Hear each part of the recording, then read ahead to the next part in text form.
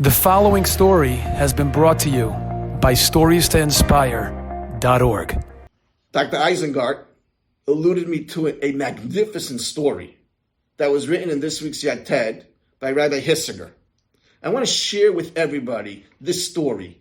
It happened this year, February 27th, which was a Monday, 2022. It was a Monday. There was a seminary girl from a seminary called Tehilas. She wasn't feeling well. She went to one of the clinics in Yerushalayim. And according to the rules and regulations, when you enter the clinic, you have to wear a mask. And everybody in the clinic was wearing a mask. It was very crowded. It was over her nose and her mouth. She was waiting for a long time. She couldn't breathe. She needed to step out and get some fresh air. She leaves the clinic, goes outside, gathers her composure. A few minutes later, she comes back inside the clinic, and she goes to the head of the line and tells the nurse, "I'm back."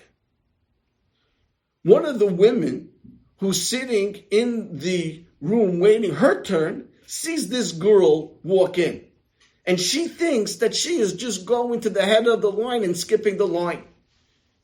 She begins to scream at this seminary girl. "You American girl!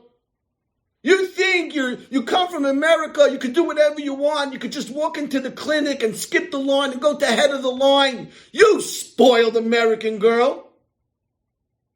This girl was shocked. She started to shake a little bit. Why is she being screamed at and yelled at and embarrassed in front of everybody? She was here the whole time. She just needed to excuse herself. She didn't say anything. She was quiet. She waited her turn until she was called. She went in for her exam. And after her exam, she started to leave the clinic. As she's exiting, a mother who was waiting there runs after this girl and says to her, "I just saw what happened. You were insulted. You were berated. You were embarrassed. And you remained quiet." You know, Chaim Kanievsky says that a person who's embarrassed and doesn't respond has the power to give a bracha. Do me a favor. Give me a bracha. And when you daven Ma'ariv tonight, have me in mind. And let me tell you what for. I'm pregnant right now to twins. And my doctor told me that one of the twins is high risk. We're very nervous. In addition, I have a son. He's 9 years old, and he has a brain tumor.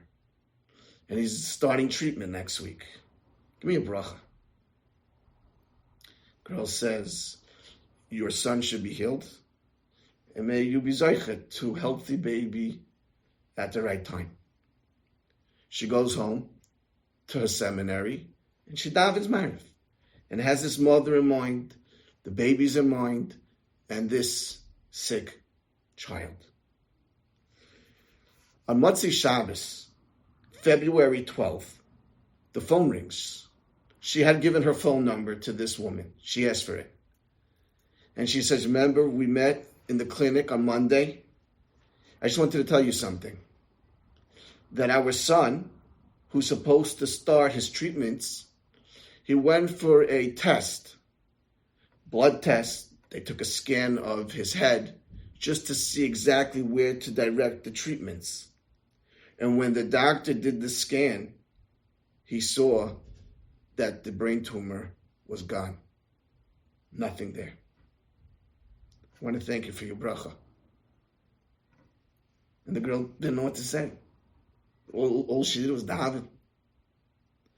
A day later, Sunday afternoon, February 13th, her phone rings again. It's a male. It's the husband. She says, "You spoke with my wife last night. But I want to tell you something. We get a double mazel tov. My wife just gave birth to twin healthy girls. They're premature, but they're healthy. Just wanted to thank you." You see this? Just a couple of weeks ago, a teenage girl, did not respond to being embarrassed. Look at the power of her bracha. It's a Gemara Chulin, the advice of the Gadol Hadar. The message we should take is we should never respond if we're being embarrassed, as hurtful as it is. And also, give someone a bracha. They don't even have to be standing there. In our mind, we know people who are sick, daven for them. We know people who need a parnasa, daven for them. We have that power.